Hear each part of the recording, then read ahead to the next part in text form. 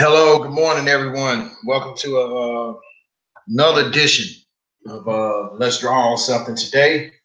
I'm Craig L. Smith II, born and raised in 773, relocated to the 901 and trying my best to survive in 256.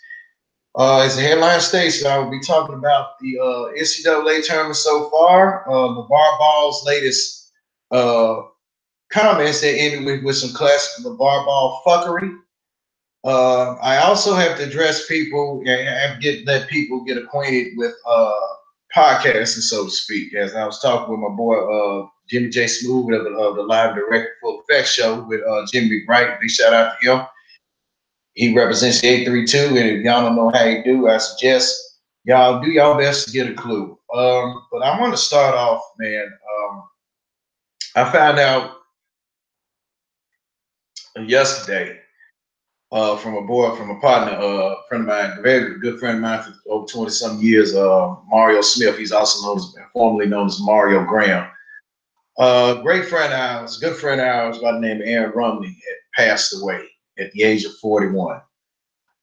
Through the years, Aaron had dealt with a lot of health issues. His latest was like a massive stroke.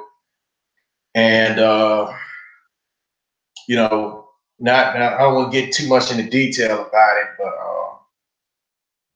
the Lord called him home yesterday at 41 years of age. I've known Aaron since, and Mario put it on his Facebook page. I've known Aaron since 8th grade at Hamilton Junior. It was Hamilton Junior High. Now it's called Hamilton Middle. And we went to Hamilton High. Then in 10th and 11th grade, we both went to Southside, and Aaron transferred to BTW because of some internal issues that he had with the football coach at Southside at the time. But Aaron was a great friend, but he also, like all people, he made some questionable choices with one particular person he hung around with. I'm not gonna say the name, right? And as my mom told me, the dead can't get up. The dead can't get up to defend this. I wasn't a big fan of their friend Taiwan. I never was, because and I say this: if it wasn't for Taiwan, rest his soul, Aaron wouldn't have made nothing. Aaron wouldn't have made none of the bad choices he made. He never did drugs or anything. He just made some fucked up decisions. But I will say this: Aaron was smart as fuck, and as far as like football wise, I think he would have been a damn good football coach, let alone not just football coach, maybe a coach for any position, mainly defensive line, because his knowledge about football was just really and true. And case in point, he's the only dude that I knew that stood up to and big shout out to him, that stood up to Coach Taylor when Coach Taylor was coaching Southside. He kind of put Coach Taylor in his place and everything on what to call, what not to call. And and I'm gonna say this here: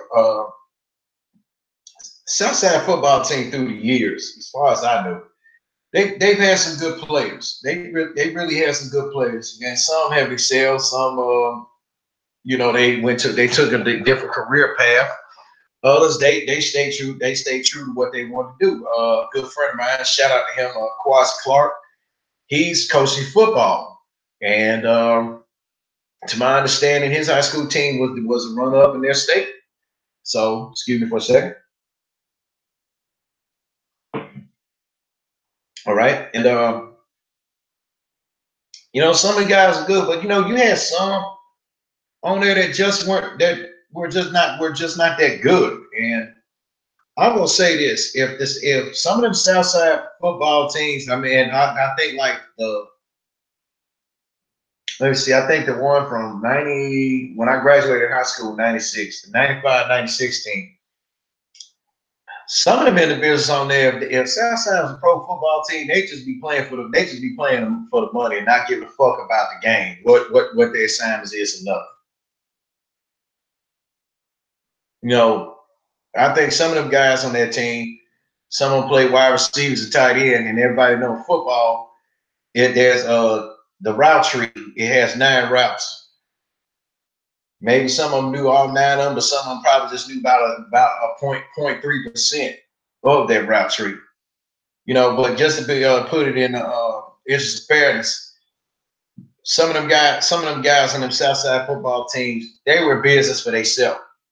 So I'm just gonna go ahead and put it out there. But Aaron, he played defensive tackle with Southside at that time. I think he played with them from 10th grade through 11th grade. Like I said, he left to go to BTW and help turn their defense around because from what my boy Jimmy McWright, he did some digging himself on some things about that BTW high school, that football team, and plus out of Aaron's mouth, when he came there, BTW football team's defense were the drizzling shits, But with his addition on there, with him to coach these guys up on the field on the sideline, they improved dramatically. And some of the highest scoring teams during that time weren't able to score a whole bunch of points on.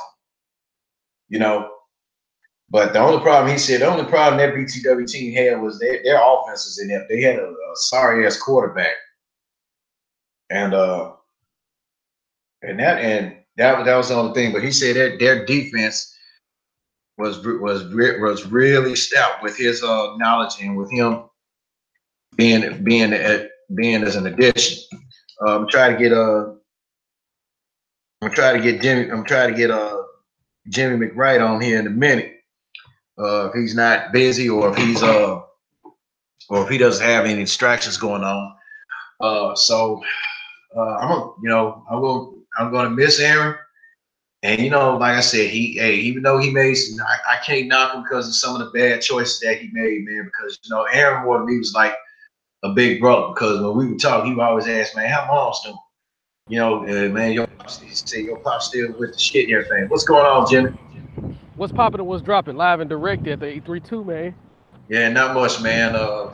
As the title stated, I was talking about a friend of mine. I found out he passed away yesterday.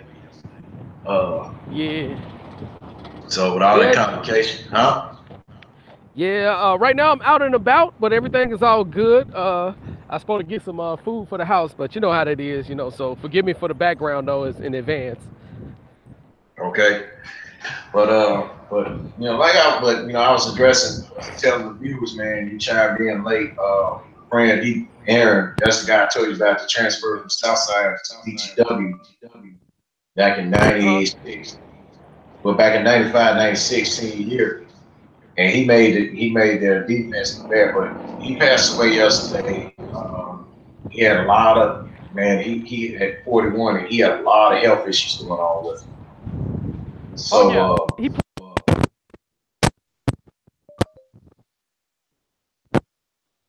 once again, I lost Jimmy. Hold on, give me a second. Can you hear me now? Yeah, and you were saying? Yeah, he played under legendary coach Norman Todd, old gray-headed black guy.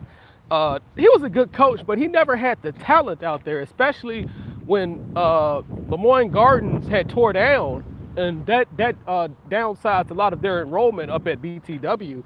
Literally BTW went from 1,500 kids to 350 kids overnight. You know what I'm saying? Just overnight when they tore down Lemoyne Gardens. And a lot of those talented basketball players, a lot of their talented football players came out of Lemoyne Gardens and stuff like that. So, it was sad how they did that school and stuff like that. So that downsized the talent of Coach Todd and stuff like that. Coach Todd is a good guy. I've had the opportunity to spoke with him on numerous occasions as a kid. When because BTW is a rival school to my alma mater, Oak Haven High School and stuff like that. So when your friend came over there, BTW have always had a couple of good guys on the football team, defensively and offensively. I remember playing against a state track champion, Jerome Buchanan. That dude was fast, but he was just, I don't know what's the problem. He was just too much of a hood dude, man. But he had talent out the ass, though, because this dude was fast. I remember one time, speaking of Jerome Buchanan, he was the quarterback for BTW at the time that I was there. I don't know who the quarterback was when your friend was there. But well, I don't know either, but I remember he told me that Coach Todd, Coach Todd worked with him, and he gave that man basically. He told me, he said, "Look, I know what your skill set is, because I think Coach Todd could see what I was dressing down with Southside, man. I don't know. I think Southside called himself trying to run a prevent base only 4-3, and that shit does not work. nah. And like I said, the backtrack on, Southside has some pretty good players on the teams he played on. My friend played on back in 10th and 11th grade. And I taught him, and again, shout out to Quasi Clark. I mean, he's the last member of the crew to ever play on that senior team, and now he's a successful coach down there up there in Indy, And I stand corrected, Jimmy, when I said in the live stream one time. I said I think they won the state championship. They were runner up. So, and I also said that my friend Aaron could have made a damn good coach. He could have made a good defensive line coach, because his knowledge of what the defensive line need to run, where he think that a defense need to be. Because I asked him one time, man, and it was just so knowledgeable, man. I asked him, I said, man, Aaron, I said, if you had a choice to run a 4-3 or a 4-3 defense or the 3-4, which one would you run? He said, man, by right, he said the 4-3. He said, because you sacrifice. He said, because he used Nick Saban for example. He said, well, a lot of they shout him, by the way. He said, well, a lot of people don't know. He said, Nick tell the media that he runs a 3-4. He actually runs a 4-3 in that 3-4. Because you can alternate a lot of stuff. He said, you can see 3-4. Yeah, you got 4 linebackers and 3 guys on the end, 2 ends and 1 nose tackle. Said you sacrificing a lot. He said 4-3. He said, yeah.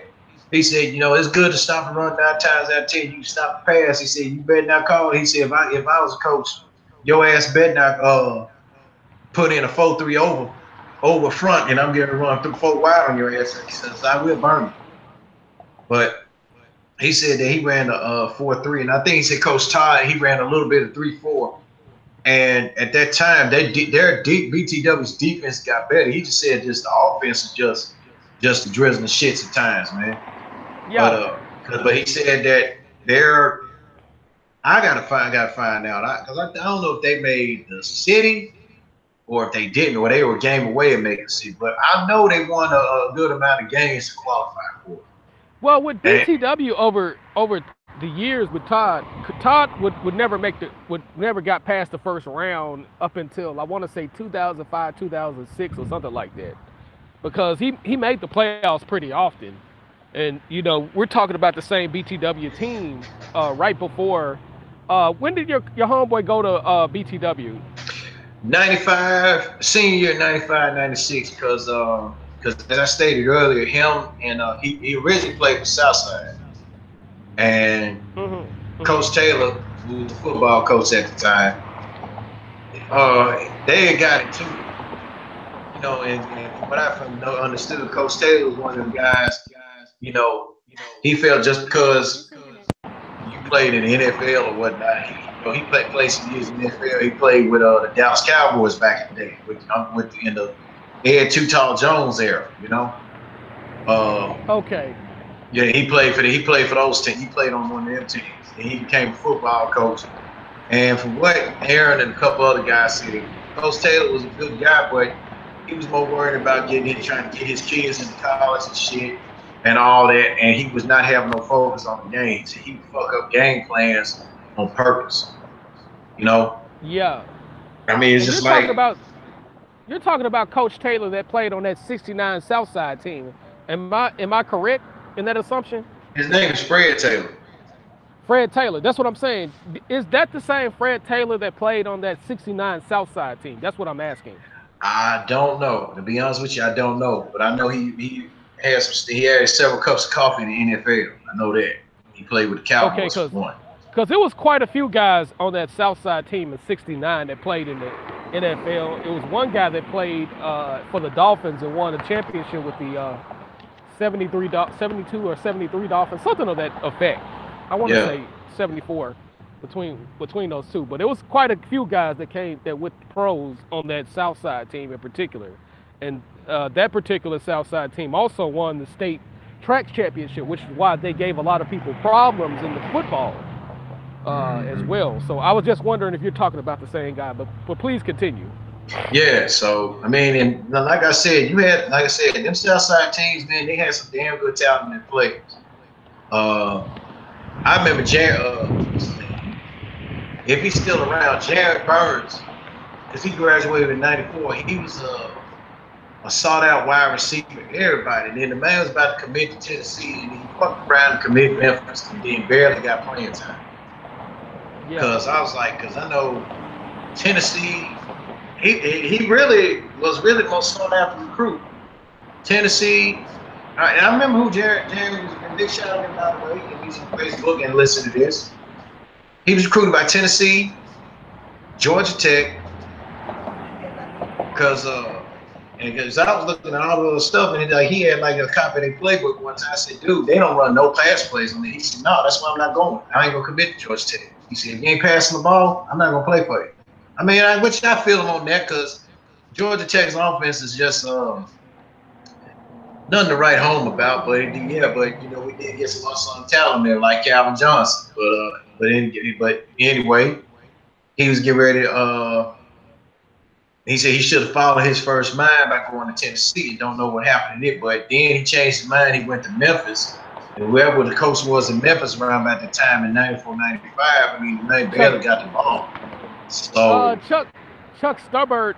That was the end. Rip Shear. Rip Shear came in right around that time. And I mean, Rip Shear, he ran some damn good offenses, but you had to follow some of that on quarterback play. He had the personnel for it, but shit, Rip Shear, man, with his quarterback pedigree and knowledge of how to read coverages and stuff like that, quarterback that Memphis had at the time, motherfucker probably just couldn't know his reads, know his coverages. And that's like I said, then I have to digress and regress on something when I said earlier about some of the Southside wide receivers. It's 9 routes it's 9 routes in the route tree, and maybe only 0.3% of them know all 9 of them. Jared was the guy that knew all of them. 689 go. I know what the 689 go is. 6 is a post, 9 is a streak, 8 is flat. No, 8 is a post, 6 is a in route.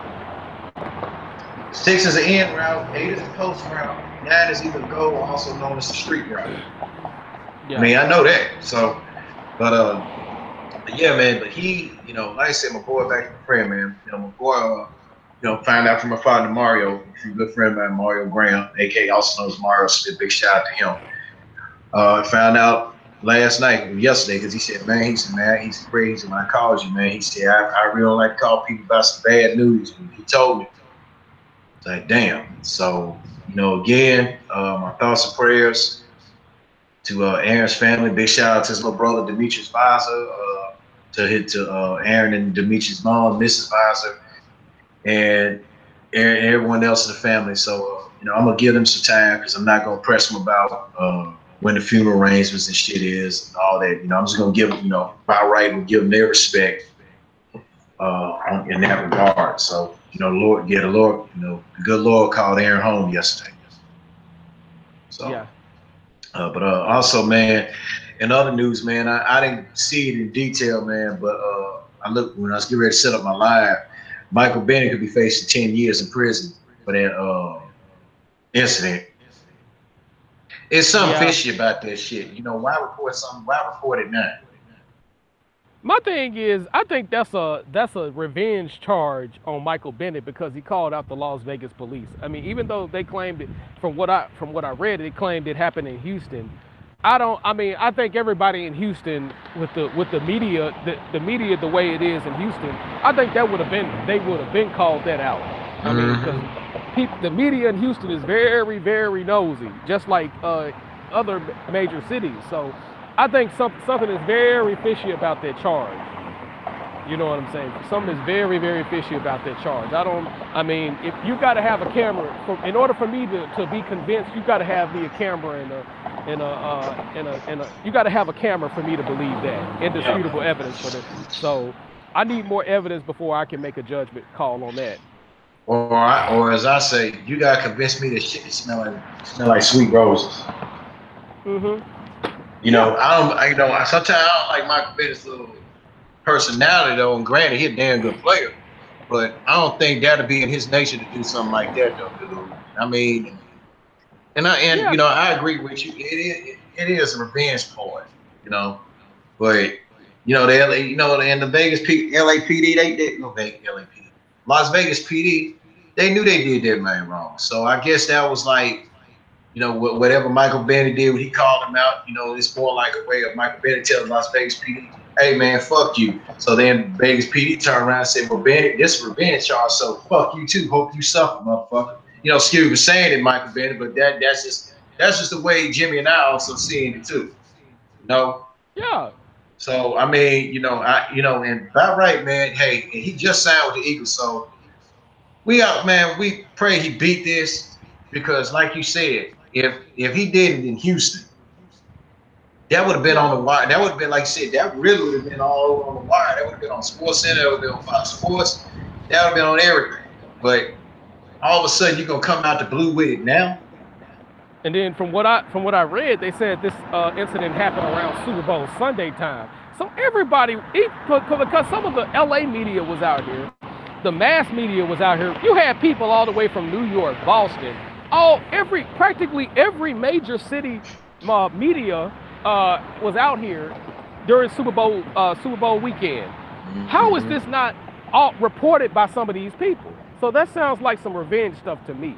You know what I'm saying? Thank you. So, like I said, like. you gotta convince me. You gotta convince me shit can smell like roses. Yeah, I totally agree with that, man. And so, like I said, I ain't buying the Michael Bennett though. But man, the NCAA tournament, man. Let me give a big shout out. Chi-Town. Yeah, Loyola Chicago. Hold on for say something, Jimmy. Jimmy McWright on my last show called it. He said he would not be surprised if Loyola Chicago get to the Final Four. And they did it. They did it. Oh, yeah. They did it. I mean, yeah, they won 3 close games, but then they sent the message to Kansas State. So, hey, big congratulations to my hometown school, Loyola Chicago, Chi-Town in the house. And no, I'm not bandwagon jumping, people. I'm representing my home, my birth, my city. Oh, yeah. So big shouts out to them, and in the Final Four, they have the I would say the quote unquote fortunate pleasure of playing the Michigan team that basically has been out of the woodwork, out the blue, because some of these Michigan teams, man, you never know what you're gonna get though. I mean, when they coached by Jim Beeline, you never know what team gonna show up. Well, you got to think about it. Jim Beeline did a good job with the West Virginia teams that they had too, as well. Oh yeah. So we can't. I think he took West Virginia to the Elite Eight as well. So you can't. You can't sleep on Jim Beeline. And then Bob Huggins got there to the Final Four. Oh yeah, but not just that. We got to think about it. Chicago is a very diverse in terms of talent. You know what I'm saying? And the majority of their team is from Chicago. You know, you got a few guys from Kansas here, and you got a few guys from the Dallas area, but for the most part, of course, you got another guy from Memphis, Darius Avery. Shout out to him. He played last night. He did damn good last night too. You know, big shout out to him also. So and Speaking of which, before I go any further, it's about 3 guys that's from Memphis that's in the Elite 8 as well. If you can say 6 if you include the Lawson brothers, but they're ineligible right now. But Yeah, they're gonna be playing next year. Yeah, so that shows you right there that a lot of these teams are, you know, scrapping up and scraping up for talent from Memphis. But with as far as Loyola of Chicago, this proves my point. When you have talent bases like New York, Chicago, Memphis, Philadelphia, and other cities, man, it don't matter if you recruit the #1 player out of those cities, man. You always got kids that are just as talented as the guys you're hyping up. You always got talent, and Loyola Chicago kept on recruiting, kept on believing in themselves, and they was like, you know what, we're just as good as Kansas State, we're just as good as the University of Tennessee. We gonna play like it. If we can't, we played in Chicago. What better city? Who can beat us? We played high school ball in Chicago. So how can you tell us anything about basketball when we played against some of the toughest guys in the country and stuff like that? We played against the Whitney Youngs, the Simeons. You know what I'm saying? Yeah, we played against those guys. So how can you tell us about high school basketball? We're just as talented as these guys. And we feel insulted that a lot of you schools overlooked us.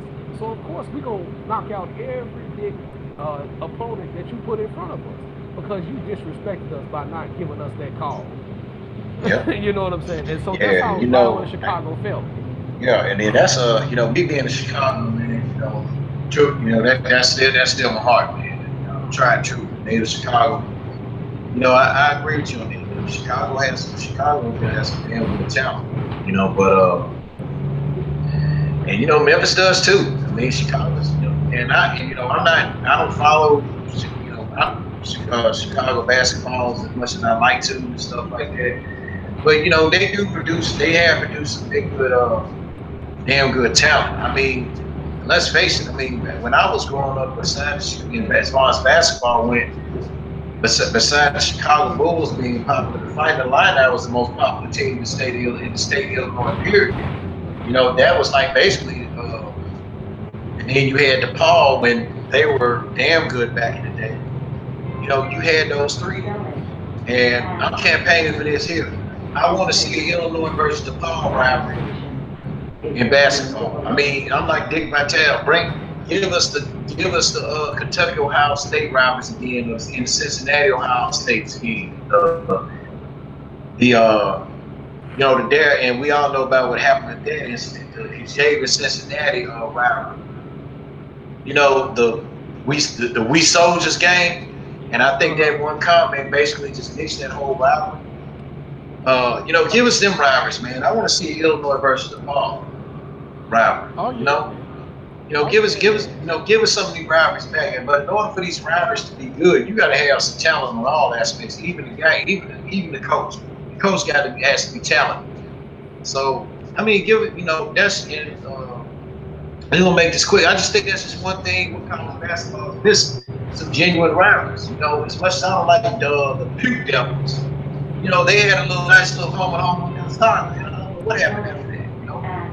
They were good, and them two games were good because Gonzaga won one, Duke won one, and then Gonzaga won one. So, hey, Duke and Gonzaga, come on with it again. I like seeing y'all play. Give me Duke against. Knowing that with whoever Penny scheduled, yeah, come on, Penny, come on with it. Duke and Memphis, home and home. Oh, and you said a mouthful right there because Penny has already stated that he want to play Kentucky, he want to play the Dukes, the North Carolinas.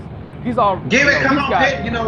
Come on, Penny. Stretch yourself on this way. Because he actually I would personally, if he scheduled North Carolina at the Forum, I would personally buy a ticket just to see North Carolina.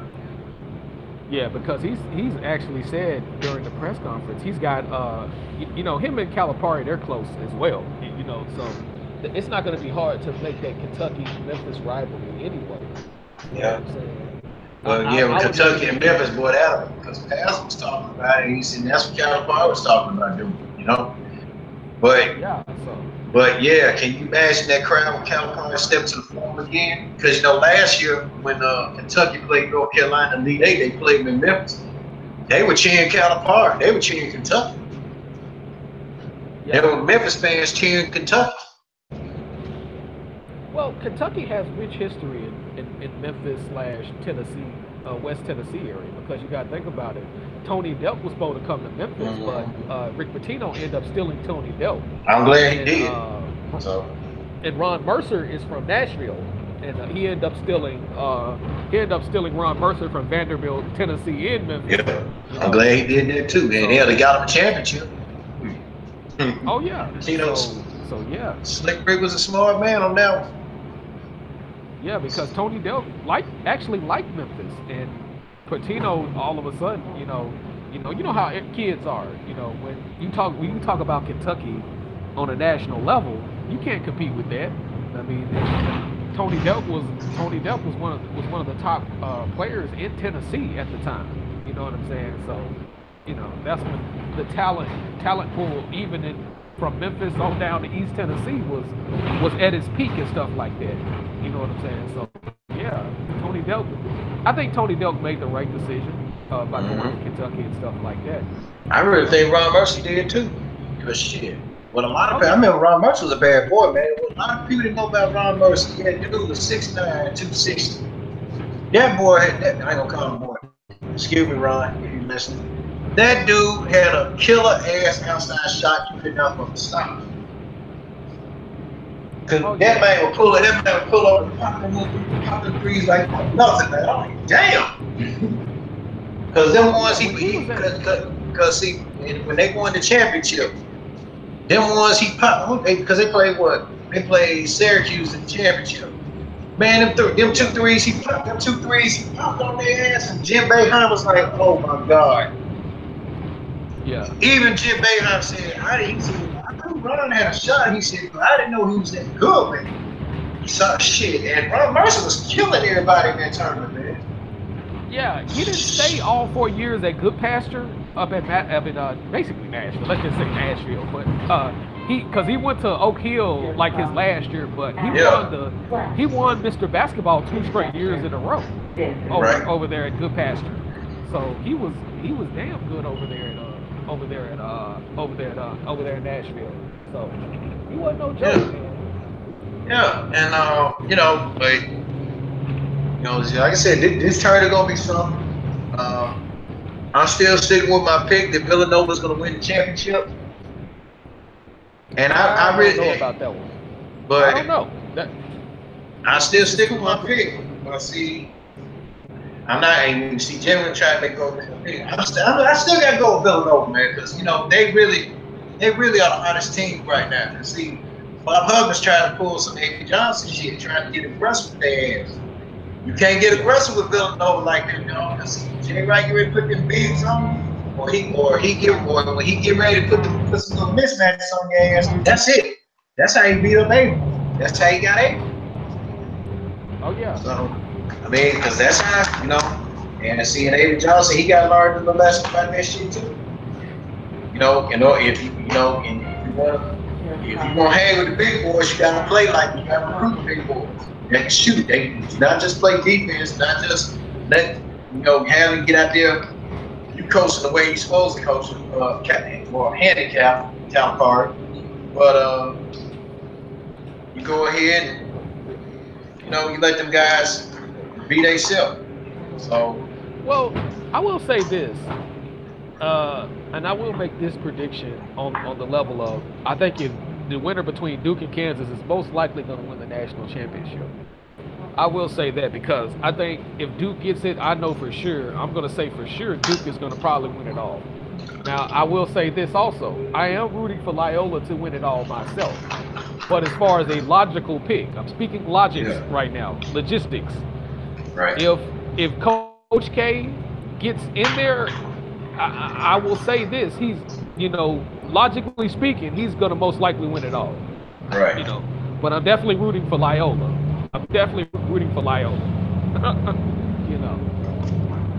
So what I'm rooting for and what I'm logically speaking on is two totally different things. Yeah, but what I'm worried about with Loyola, though, when you look at it, Michigan is a bad matchup for them.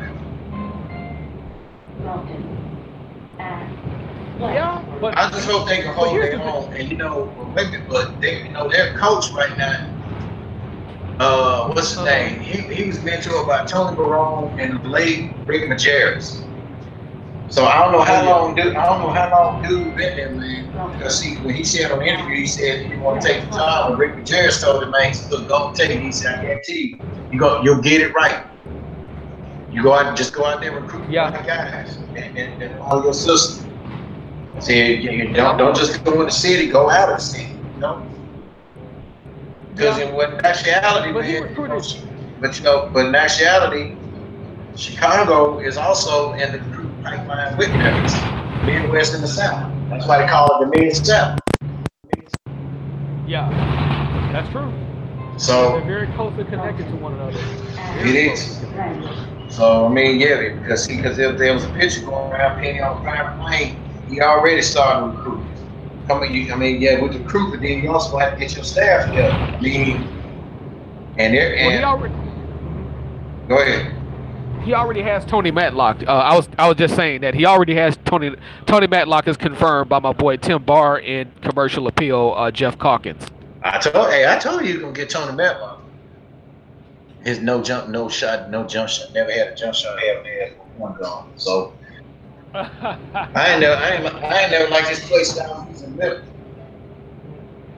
Be nice to get Elliot Perry on the squad. I think Elliot Perry more so want to be a businessman because he still holds stocks in the Memphis Grizzlies.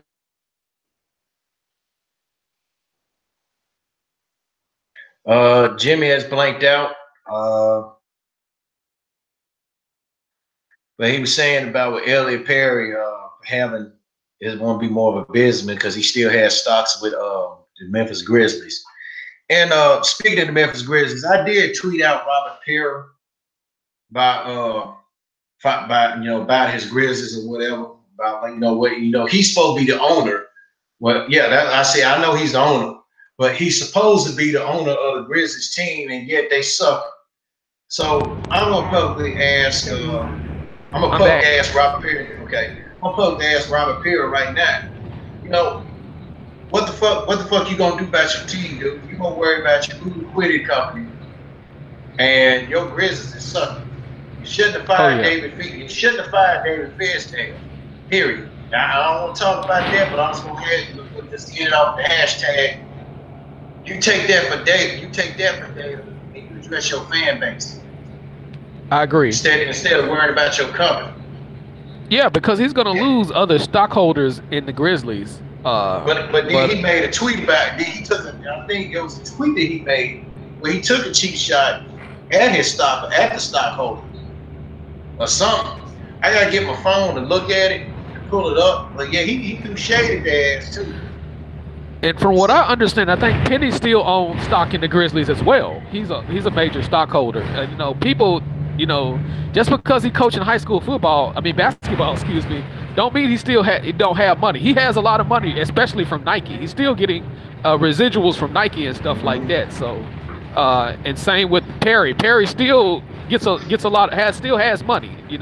So he didn't mess off his money. He enjoyed the fruits of his labor, which is why he was able to get money, to put money on the Grizzlies and stuff like that. So, yeah, man, Robert Perry better watch it though. I'll tell you that. Yeah, because the guy. I'll put it like this: the guy that took over for the Clippers, whatever his name is, wasn't he with Apple or IBM? Wasn't he with Apple or something?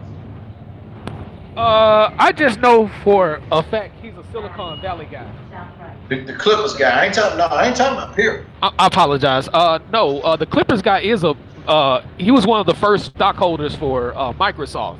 Okay. Now, and what I like about his dedication, man, he ain't caring about what he got. He ain't caring about Microsoft right now. He did come in with this mindset. Hey, I don't want a basketball team. I'm gonna focus on this. He listens to what his fans. And see, like every owner, he listens. He listens. So he said, I like some people. I listen to my fans. And I like what's that guy named Paul Allen is the same way with the Seahawks. You know what I'm saying? Now he has made some fuckboy moves, but before the Seahawks won that Super Bowl, he was about to sell the Seahawks. A Yeah, lot I of people heard. don't know that. He was Yeah. about to sell the Seahawks, but they end up winning the championship. And he was like, He "Let me just changed his tweak this a mind. little bit." Yeah, my issue with Paul Allen is he gave Pete Carroll a little bit too much control over the Yeah. the That. personnel decisions, and Pete Carroll need to stick to coaching. He's a good coach, and I think that's what's breaking up the Seattle Seahawks is he's doing too much, and sometimes being a coach and a general manager at the same time is not the business. You know what I'm Yeah. saying? And So I told my boy Trey Murphy, big shout out to him. Now with Richard Sherman being back to 49ers. And Richard came out with it. He said the reason being why he was so mad, he said, yeah, he let people believe he was pissed off with Jim Harbaugh. He said he actually was pissed off with Trent Ball. Because Harbaugh wanted to draft him and Doug Ball, but then it was Trent Ball that shifted the blame on Harbaugh. And because when Harbaugh came out with it, he said, "Well, I wanted to get Richard Sherman and Doug Ball. When I put them picks in, all of a sudden they got changed." yeah, So he said, "So I shouldn't have to take the blame for it." Rich Harbaugh was right. Richard Sherman, he's a big shout out to him. He was better for blaming Harbaugh for that shit. So, but when the truth came out, hey, he had to digress. Apologize to Jimbo, not Fisher. Apologize to Jimbo, and let him know, hey man, cause shit, hey, wait, Captain put like this. If you had Doug Baldwin and Richard Sherman, or Doug Baldwin on offense, and Richard Sherman in that secondary, the 49ers under Jim Harbaugh would have had 2 Super Bowls right now. If you had Richard Sherman on that team who went to the Super Bowl and played Baltimore, they would have beat Baltimore. I agree. Joe Flacco wouldn't have get no touchdown. Hey, Baltimore wouldn't have been able to score no points. None. No, I totally agree with that. So, and man, and also LaVar Ball, man, with the comments that he made, I heard when I messaged you on Facebook about it. I agree with you about what you said about Stephen A. And I gotta disagree about with the case of Shannon. He was wrong to call Shannon Sharp out on that shit, man.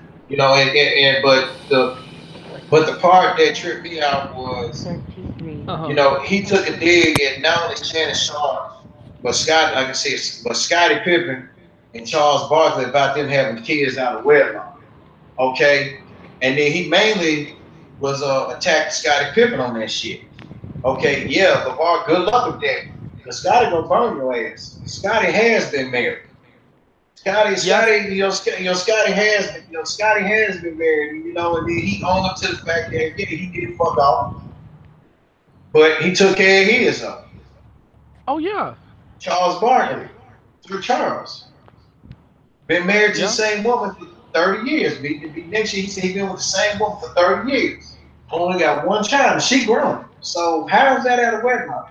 And he sent all his children to college, from what I understand, with Charles Barkley. Now he's a cool, he's a cool he outright. He only got one child, man. That's One child. Oh, okay. I thought he had more. No, he only got I thought he one. had more. I thought he had more than one.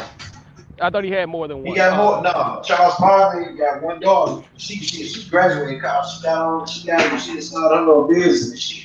Yeah, because Shannon Sharp. Because you getting it mixed up, dog. Yeah, I get it. I get a lot of them mixed up because a lot of them have so many kids you can't count them all. But go ahead with but Shannon. We know, but Shannon Sharp. I mean, I think he said he got 3 kids, 2 boys and a daughter. His oldest one was a daughter. His daughter's in medical school. I think she graduated. Yeah. His son is college. He about to graduate college. I think he got one that's getting ready to be a sophomore in college.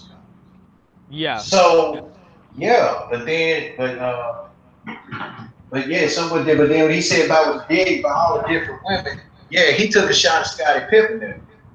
And I put like this, you fucked up.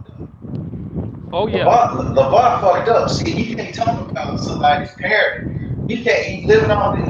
It is, and I'm gonna say it right here. Here this little fuck boy is living off his sons, coming out with some damn $500 shoes that you can just basically buy at Payless Shoe Source, which they're now online now, for about like 20, about 30, 40, $50. You buy the same design shoe at Payless for about $40 or $50. And then you're trying to live through your sons. And here is the same fuckboy, as I said on the extra, that LaVar Ball is a prime example of fuckboy father. You're gonna drop your youngest child out of school so he can play some fucking pro ball. I have to interject on that one because first of all, I think him dropping his younger son out of there, I think that was a good idea, and I think the other kid, his kid at UCLA, him dropping his son at UCLA was a good idea too, Well, because the yeah, I way, applaud that. But yeah, hmm but see, Jim, you guys also got to look at the other picture. LaVar ain't trying to get none of his son's time to grow to be men, man. Because but he's, it, hmm but but he's but but no, I'm just saying as far as as as a man, he's not giving them time to grow as a man. Kind of learn all the ins and outs. Like, well, hey, basically, okay, I'm gonna publicly say this. right, God rest my father's soul. My father did some fuckboy shit, but yeah, he called himself one time trying to live vicariously for me. And I kind of alluded to what he was actually doing on several of my segments, but I'm not gonna go there. But it was the point where hey, he didn't he wasn't trying to live off of me because I put a kibosh on that shit when he was trying to. And then it was like, and I always make them all about it. Nobody tells Chris the second what to say or do, because hey, because I'm gonna say what's on my mind here, and it was and then at young age it allowed me to kind of grow. I mean, from eighth grade on up and up and up. As I got older, it allowed me to grow, allowed me to see, okay, I can't. Hey, I know to stay away from this dude because of this and that. I know to stay away from this woman because she bad news. She bad news and shit like that. You gotta learn. LaVar ain't trying to ain't trying to teach none of his sons what to do. Now we know Lonzo about to be dad. Okay, now let's just go yeah, and put it out there. Lonzo about to be dad. yeah, Okay, and that's and why he see, shouldn't. and Lonzo need to fucking man up and grow up too. And stop trying to cow down. LaMelo and LaAngelo, whatever the mother loves names is. Hey, they need to learn to grow up their own damn self. The Breakfast Yeah, Club interview is a perfect example. And they pissed Charlamagne Gunn off. He said, "Man, are you gonna let your son speak?" And then LaVar Ball made a mistake and cutting Charlamagne Gunn off on one thing. I said, "Man, you fucked up there. It ain't all about And LaVar got to realize, look, it's not all about you. It's about you know, let your sons be men. exactly. I You totally agree know, with that. you gotta let your sons be men. And if you walk around saying, "Hey, my sons are man's men," well, if they're man's man, whose man are you? You know? Exactly, cause like with him, I mean, LaVar, let's not get it twisted. He has done some good things and he has done some detrimental things to his Yeah. son, and he need to let them grow up as men, like.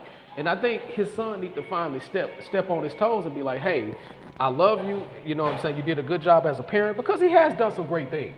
For him Yeah. to come out with those $500 shoes that's really worth the for people to buy them shoes that's really worth like pay less, it's pay less like quality.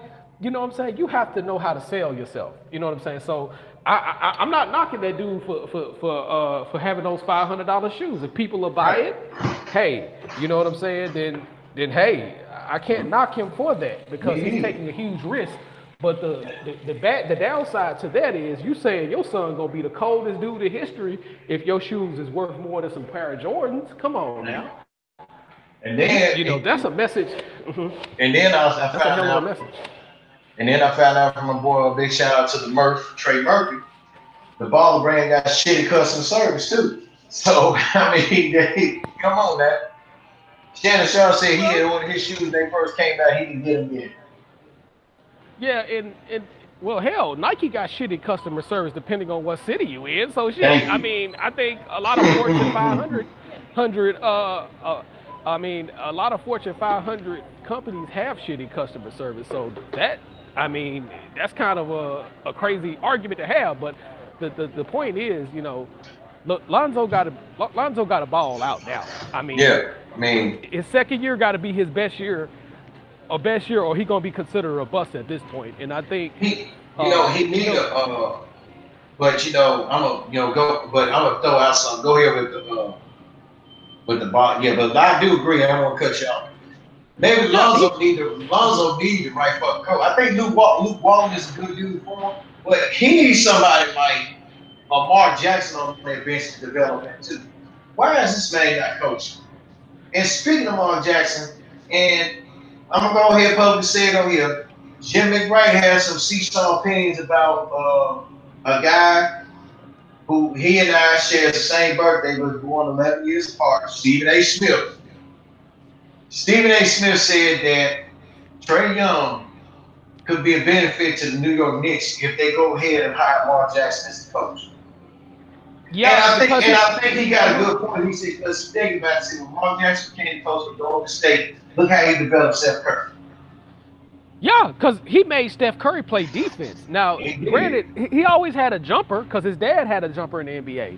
His dad is still in the top 20, top 50, excuse me, in three pointers made. You can Wikipedia this right Oh now. yeah.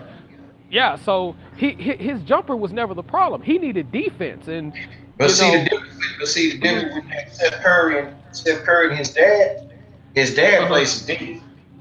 yeah, yeah, but sometimes you can't. Certain things that your dad can teach you, certain things your dad can't teach you. Sometimes, I mean, and I'm a big proponent of people having dads in their life. Kids need their dads. You know, I don't give a Yeah, damn what you say. They need their dads. But yeah, sometimes it's certain things your dad can't teach you. yep. You know what I'm Like the saying? old It's adage is, you know, my pops told me this here. He said, well, Craig, look here, I'm tell you something. He says, I can teach you everything you know. He said, but I'm not gonna teach you everything that I do know. exactly And because there's certain it things he fucked can't me up teach a you. bit, but it said it's just certain things. And when I thought about it, I was like, because he said that, he said, see, and the things that I'm not gonna teach you about me not teaching you everything I know. He said, you gotta learn that on your own. Exactly. So, and I mean, some of them lessons help out a lot, like business decisions and stuff like that. I mean, like I said about my dad, man, he can sense a fuckboy a mile away. He said, you gotta listen how he said, you wanna know how you really been fucked on the business, nigga? Listen to their talk, listen to their tongue, and they listen to their tongue, and then watch their body language. They'll look at you now, Yeah. they get ready to fuck you. Yeah. So, and I that, I agree, mean, man. that's a true statement. So, but I think, man, his two guys really need to ball out. Lonzo need to ball out next year. Trae Young need to show me that he can tell me. I mean, you ever see this? I'm gonna get on Trae Young for a minute. You ever see this nice profile shot? He got the little fuckboy smirk on there, like, Man, he got that little fuckboy smirk, like, yeah, I don't fuck with y'all. I don't fuck with y'all think about me. I still need. I live in the nation in points and assists. Okay, I'm like this here. I'd rather see a point. Hell, I created a point forward in NBA 2K17 that led the league in points, assists, steals, and rebounds. And this a video game. So I mean, but and he also had a damn ass jump. I mean, if you smirking like you like with the smirk, and then he need to get a fucking haircut too. And all that, I was gonna excuse my name, man. All that old nappy pussy here, he got on top of his head, man. He needs to get a haircut too. Uh, oh, I oh, mean, he got that little smirk, but you gotta fuck the coach, dog. Lon Kruger did a piss poor job trying to develop this kid. His supporting cast at Oklahoma, they good, but they suck too. yeah. I mean, ain't no way in the hell you supposed to. Now I'm put it like this. Now I can see you talking to town if you cold as hell, you hitting 65% of your shots or whatever, and all this and that, and Oklahoma won 9 in the last 11. But you lose 9 of your last 11, you still talking about going to the NBA? Nigga, sit your ass down somewhere. Well, And sometimes And a player. then and his 3-point shots. I mean, he pulls up. That man just throw up shots, dog. But you know, he shoots out the 3-pointers at a good clip, like them long threes. He shoots for 100% of the long threes when they draw it out. So he's 100% on 3-point air balls. So I mean, dude shot more air balls than anything. See, Steph Curry, I'm gonna tell you something. Steph Curry, he can pull up like that damn near by the logo and pull up and hit a shot like that. See, he can do that. Yeah. That's his craft. Oh yeah. But see, Well, he's go a ahead. short guy though. He's a short guy, so he has to have some type of jumper, whether it's mid range or long range. So he had to, and his dad taught him right. His dad he had to be a good jump shooter. Steph Curry had to have a good jumper. Otherwise, he would probably be an average player if he didn't have the jumper.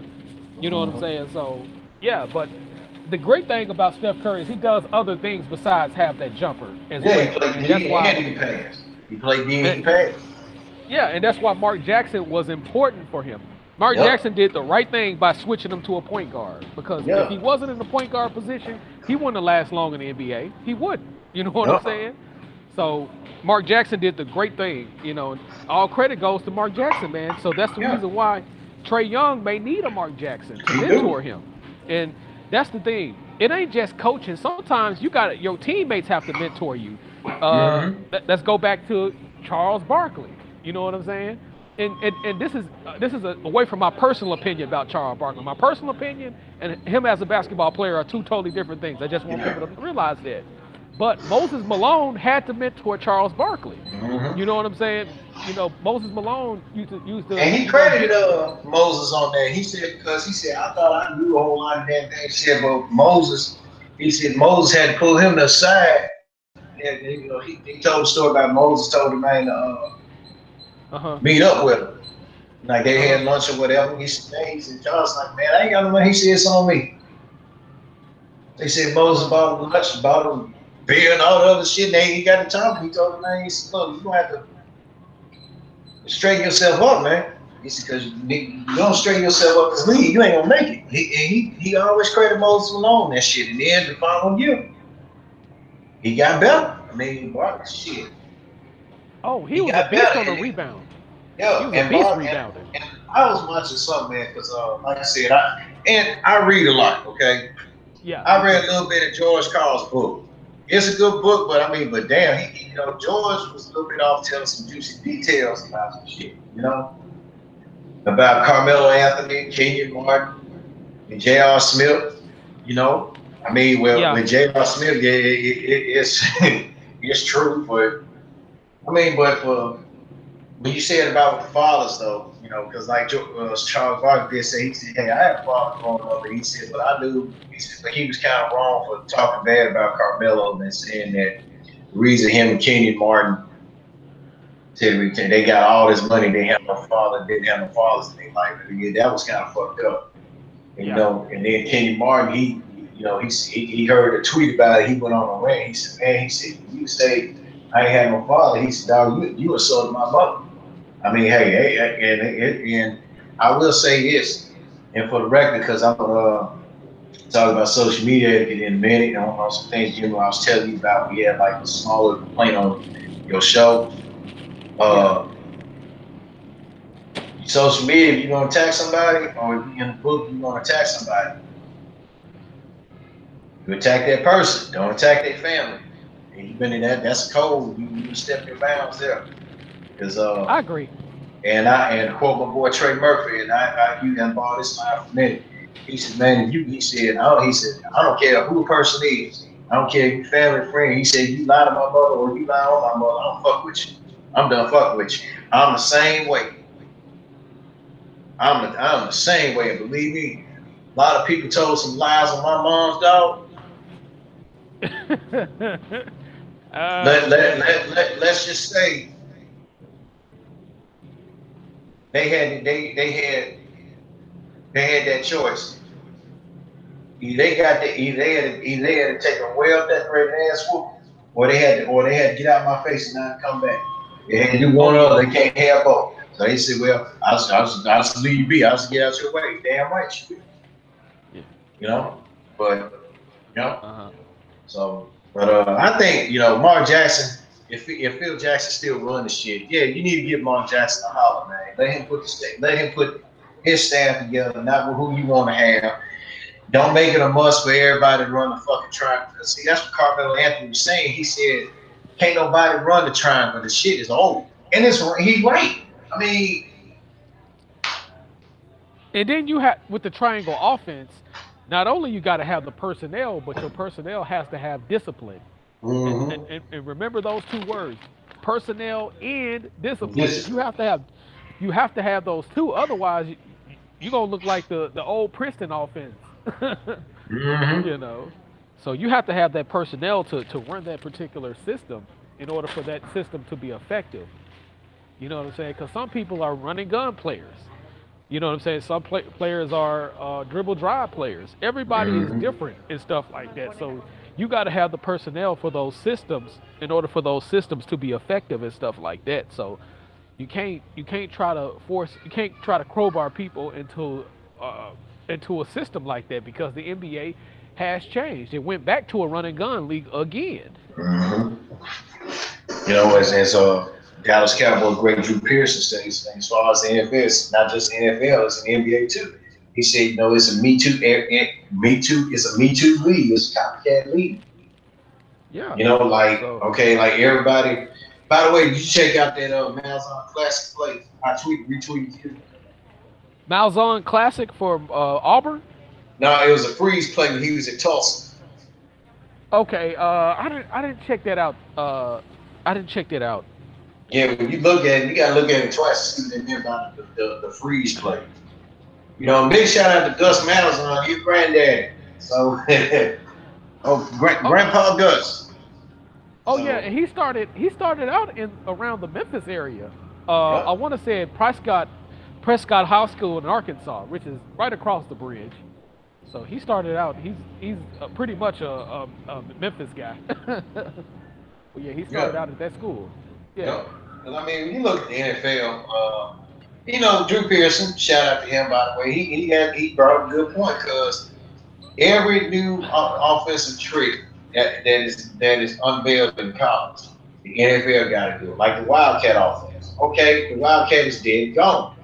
The legendary pistol offense created by former Nevada coach, now athletic director Chris Owens. People Yeah. still use it to this day. Now, with college, that's when being worked in college NFL. Now, college, everybody, there's no base systems. There's no, all the following Yeah. NFL offensive philosophies are out the window now. The Earnhardt Perkins system, the Don Coryell, the West Coast offense, the Sid Gillen offense. That's out the window. Yeah. Now hold on. Now college is overtaken with the run pass option, which, and I say that when the NFL try to do all the run pass option plays, every team, well, only, and I'm gonna say this, only two teams have gotten that offense right. That's the Arizona Cardinals with Bruce Arians and the Green Bay Packers. That's it. Everybody else, I mean, Pete Carroll tried to run that shit, talking about it's supposed to be run. It's no, his run. He want his run pass option offense just to be run based only. Look, when you got Yeah. guys like Jermaine Kearse, Doug Baldwin, and then who was there first, Jimmy Graham up there, you supposed to be passing that fucking ball. Period. You ain't no. I mean, that shit is old. That shit is old and it's tried and true. That run base option, that run base offense is only fucking tried and true. So Pete Carroll need to fucking wake up. I think Philadelphia, they do the Doug Peterson has his version of the West Coast offense, but let's keep it 1,010. Doug Peterson does well. The reason why Doug Peterson won that Super Bowl was not because he had some shady coaching in there. Frank Reich made some damn good calls. Exactly. And now he's going to Indianapolis, so he can show Andrew Luck a thing or two. Oh Bruce yeah. Cause Arians, Bruce Arians, another good coach. Man, I would love for this man to show me his offense. I mean, but oh his yeah. his his only knack about some of his offenses was when he was in Pittsburgh. Yeah, they put up the yards. They put up, they put up staggering numbers as far as yardage go, but they never put up a lot of points. Yeah, I agree. I So, totally agree. Yeah, with Frank Wright, man. Frank Wright was the guy that made a comeback against Buffalo, mhm. uh, and he can show people a thing. I think he can show Andrew Luck a thing or two because what they have in common is they have the two biggest comebacks in playoff history.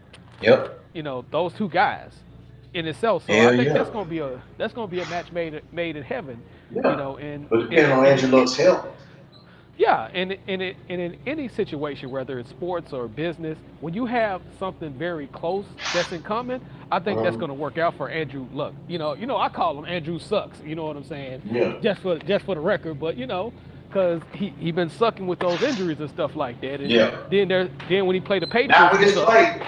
Hold on, people. Yeah, Because there's the Indianapolis Colts fans out there. Big shout out to Colin Gales, who I used to work with FedEx. He's an Indianapolis Colts fan. Jimmy didn't yeah. say Andrew Luck sucked because of his play. The boy can play.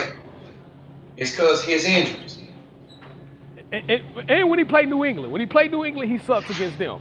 Uh, But well, everybody else, yeah, that's everybody else he sucks. Belichick. Hey, man said himself, you playing Belichick, you done. Belichick runs the most complex defensive scheme there is, a hybrid defensive scheme. You don't know what they're going to come out of you. So, Yeah. that then go Bill Belichick another story another time. But, it's, like I said, everybody's all a copycat league. I mean, okay, like we was discussing about Coach K. Coach K runs that every motion offense system. But see, here's the thing about Coach K. He adapts to the times. For a And man, he for a man that doesn't look to be in his past 70, he changes with the times. and not just that, he changes based on the team and the personnel he has. And he said, and he said he's a college football fan too. And he says that some like he like watching because they asked him what conference do you like watching. He said, what conference do you like watching? He said when he watched Auburn go 13-0 under Tommy Tuberville, and the way Tommy Tuberville ran his offense, that's how he got the motivation to change his offense. Yeah. Because he Well, said he called Mike Bray, who's doing damn good at Notre Dame. He called him over to the house one time. He said, why don't you come watch a football game with me? He was like, okay. So when they were watching it, Mike Bray said, I already knew he had something in mind. He said, you want to run an offense like this? He said, yeah. It worked. oh yeah. Because Coach K said he bases his offense on because like they say, like some college football teams, football coaches, they go to basketball games. I forgot who they said was one. Yeah. Shit. I think somebody said they went to a game. It was the current coach of Texas A&M. He said when he first got there. Right. He said he went to the game and watched Johnny Manziel in the second year where Texas A&M ran the offense. No huddle, high octane tempo. Don't give a defense time to set. He said he started basing his offense on that. But see, that's the one thing I like about Coach K. Dude changed with the fucking times. I And I'm mean, gonna tell you one thing. I'm gonna tell you one thing about Coach K that makes him dangerous too. Like if he have a good big man, oh he's gonna man, have at least one shooter that's gonna complement that big man. You know yeah, what I'm saying? and And vice we versa. talked about that too. Just like I said, hey, I don't like that guy, that other guy, the third, whatever his name is, Hmm. and I don't like Grayson Allen either. Oh, me Because neither. because he's a he is if you want to look up the term word in the Urban Dictionary, a true fuckboy, his pit well, you want to look up the definition of fuckboy in the Urban Dictionary, his picture be right there. He is a true fuckboy, and I don't want to talk about him, but I like Gary Trent II. Like I said, I like he's the son of Gary Trent Sr. The second of Junior. I call him the second. Yeah. Gary Trent's son, man, he played just like his dad. He go inside, go outside. That man will pull up and pop that 3-pointer. He be all about his business. He'll pop in about a good 2 or 3. That's it. But really though, I think you look at this Duke team now. I mean, yeah, they got two good big men, but Allen, you don't know what you're gonna get. So I mean, I give Grayson Allen credit in the world. The boy can shoot, but he'll fucking sore loser. You know. And, and guess what type of guy he got on his basketball team? What city they from? He got a Memphis. Chicago dude. He got a Chicago dude, and he got a New Mm-hmm. York guy on the team. Yep. It never fails with Coach K. If he don't Never. recruit everywhere, them two places he gonna recruit. He gonna recruit a New York dude, and he gonna recruit a Chicago dude. That never fails. Never. And where is Coach K from again? Shut Thank you. So Oh yeah. born and raised in Yep. Chicago. Oh So yeah, man. other than that, but man, I also like to say this. I'm not calling nobody in particular, Jim. We kind of discussed it. You gave me a buzz the other day. Uh, when I talked about on your show, why did I get fired from FedEx? Not singling anybody out in particular, or I'm just gonna say this. I respect the fact that my friend, she was honest back when, like I said, she didn't have time because the show was too long. So I just cut to the point, told her what time to listen to it about on her thing. But see, here's the thing: it's not enough on her. This is an exception to this. She's an exception. My partner Jessica Cowan, big shout out to her. She's an exception to this rule. But if anybody, whether if you tune in on this, like because I am gonna put this link on Facebook. I always put my Let's Draw on Something episodes on Facebook or whatever live stream episodes I'm on with on live and direct with Jimmy J Smooth on. I post on that. Yeah. Okay, if you feel that in the world of live streams, and by the way, let me plug my boy Morris Harmon, aka 1308. He does live gameplay streams with video game stuff like that. And he gives his honest reviews. So people, y'all check him out. He's real good. So, but and I speak for every live streamer such as us three, along with any other podcasters or whatever, or like big shout out to Willie D because he's very thorough. I listen to some of his live streams, don't never have no complaints on all random videos he put out. Oh yeah.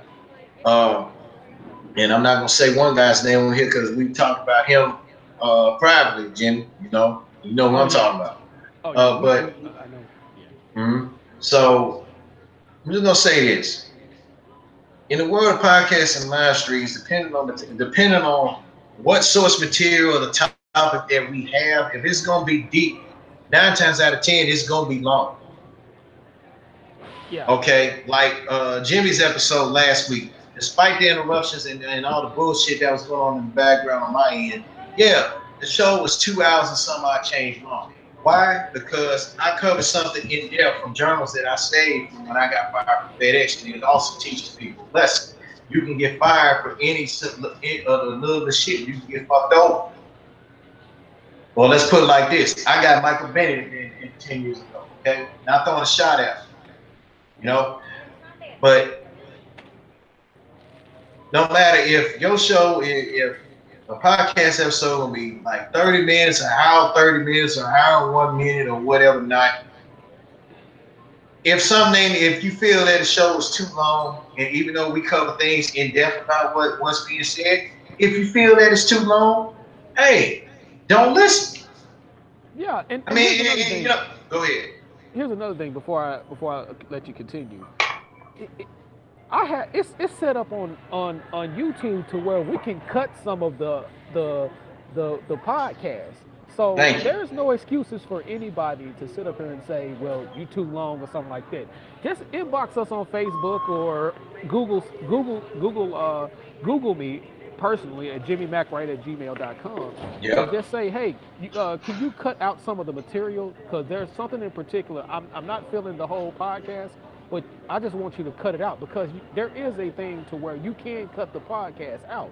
Just ask us to do that. Now, if I don't know, I'm not going to do it. But I will do that for you in particular. But don't come on here saying our podcast is too long because the thing is, there is reason behind why it's long because there's certain information that we put on YouTube to where it could help another person. And like I say, you'll be surprised who listens to our stuff. Thank you. Continue, brother. Okay, and and that was a point that I wanted to raise with Jimmy. Like, and Jimmy just brought it up. I mean, if you feel that our thing is too long, either hey, don't listen, or B, and like I'm gonna shout out my email address. I got two of them because I need to go check my Yahoo email because I got to clean that inbox out. If there's something, if there's something that you have a problem with me saying, hit me up at craigsmith1478 at gmail.com. You can tell me something there, or you can hit me up on Facebook Messenger. If you take something out of context or whatever, man, don't do this little punk ass shit by blocking me from seeing what was said, and then you're gonna talk your shit on a Facebook post. Don't do that. Because like I hate bringing it up. I had an incident a couple months ago. Somebody took something out of fucking context. But we later rectified the decision. Hey, I apologize to him because if he felt he took the joke the wrong way, but he was still throwing shots at me. But then and then he went on ahead and he went on ahead and it took him something a couple of days, several days for him to cool out. And then he went on and apologized because he said, well, yeah, Craig was right. Because he said, because a lot of people tell me if Craig gonna say something, he's gonna say something. What you say, he's gonna say it in jest. He's gonna poke fun at it. But if he says something personal about it, yeah, you had the right to go off on it. So if I say something in jest that offends you, before you decide to, I don't care what it is. If you decide to get on Google, or if you decide to pull the cowboy out by blocking me on Facebook, and then you say what the fuck you got to say about me, and then I find out from somebody else what you said, we gonna have a talk, and then I'll be done with you when I'm done. But if you feel that if our shows is too long, like Jimmy say, hey, tell me, hey Craig, cut something down, or better yet, what part, or if you can ask me, like for example, hey, what part did you say about the process that at what minute mark did you say you had to go through to get your job back, the process you had to went through with FedEx to with your job back? I'll tell you, or if you want to listen in depth, I'll tell you, fast forward the podcast, I'll tell you what time, at what minute increment it starts in. I'll tell you that. I'll do, like Jim said, I'll do my best to cut some of them down. But, if you have if people have a problem with the podcasts, or basically, Jim, I'm also tell you another reason why people always, like I said, some people do have good attention spans, but lately I deal with people that have attention spans of lead, water, and duck shit. Lead, water, duck shit, and catfish. Okay. And with them, with those people with that line of attention span that I just said, really why some of them don't want to listen to it is because they say they feel I don't be talking about nothing. No, I spread the truth. I've had several people tell me, man, Craig, you said some shit that was real true, man. You shared your experiences on a lot of things.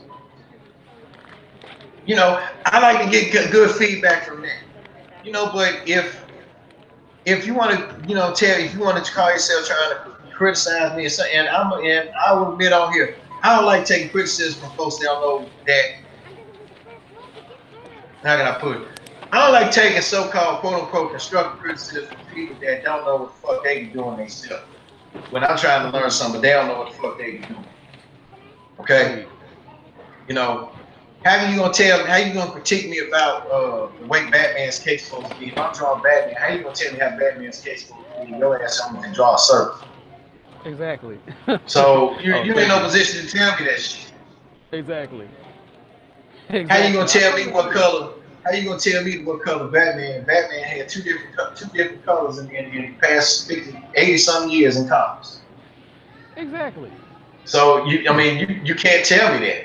Now if you're a comic artist and tell me, well, hey, I think you need to go a couple more shades lighter on Batman's costume, okay.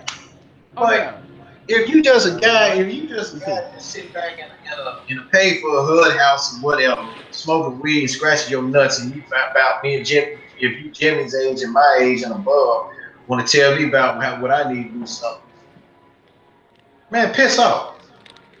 Exactly.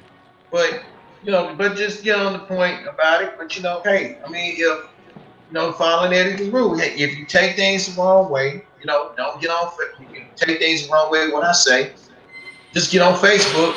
Don't get on Facebook and publicly denounce me. I said my email address.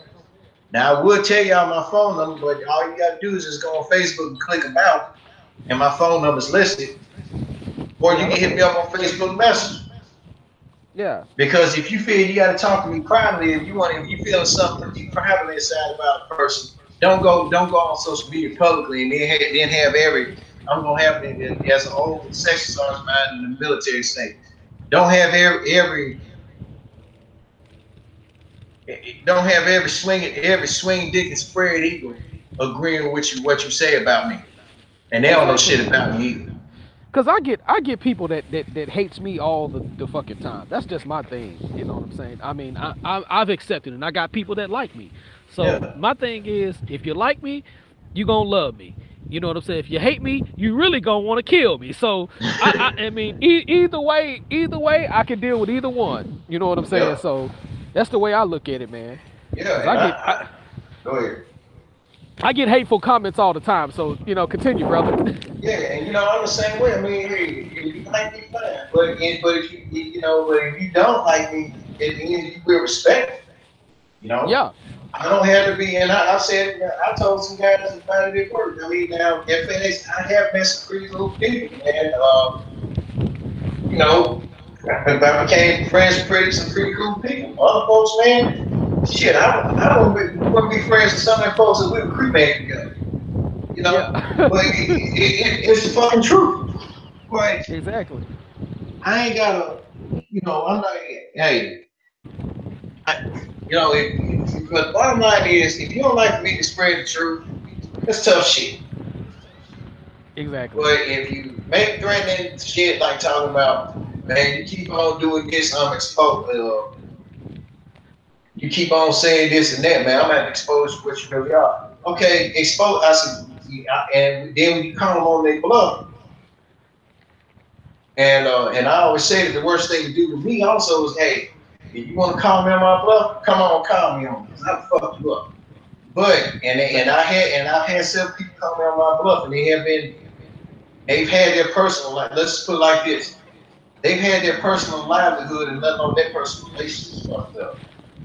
When I got done with them, I'm not saying no names, but I went on, I ain't saying no names, but I have done it. But I tell people, you talking about exposing me? I'm like, dude, hey, you really ain't got the brain. Your brain ain't strong enough to expose me. So don't even waste your time.